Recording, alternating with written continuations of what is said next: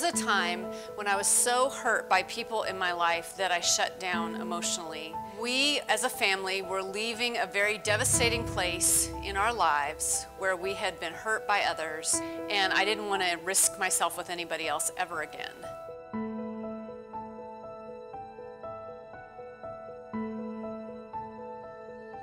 So we drove to this little tiny place on a ranch somewhere, and we were going to live in a barn. It was 1 week before Christmas, and we had nothing but our suitcases and heartache. We drove up, and there were lights hanging from this barn.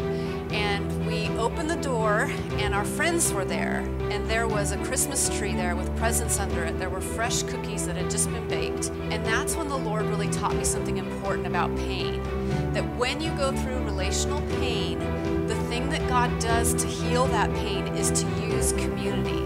So the very community that breaks you is the avenue by which God heals you. But the problem is, when we're hurt, we erect this great bitter wall, and we think that if we protect our heart at any cost, then we will be safe and we will not have any more pain for the rest of our lives. When we erect that wall, we cut ourselves off from joy. I believe that the enemy of our souls wants nothing more than to have a wall that's erected all the way up, because if we're in that place, the world will not change, the kingdom of God will not advance. Jesus said, I came to give you life and to give it to you abundantly, to the full.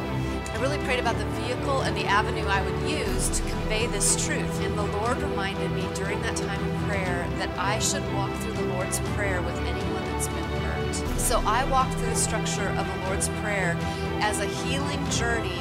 What does it mean that we have a Father in heaven? What does it mean to have God's kingdom here on this earth in our relationships, even our painful ones? People walk into a Christian bookstore because they're hurting. They want to find a solution to their problem.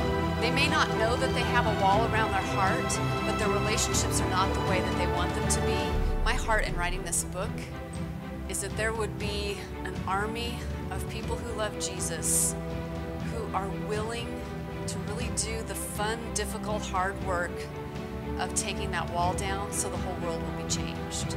I'm Mary DeMuth, and I've written a book called The Wall Around Your Heart.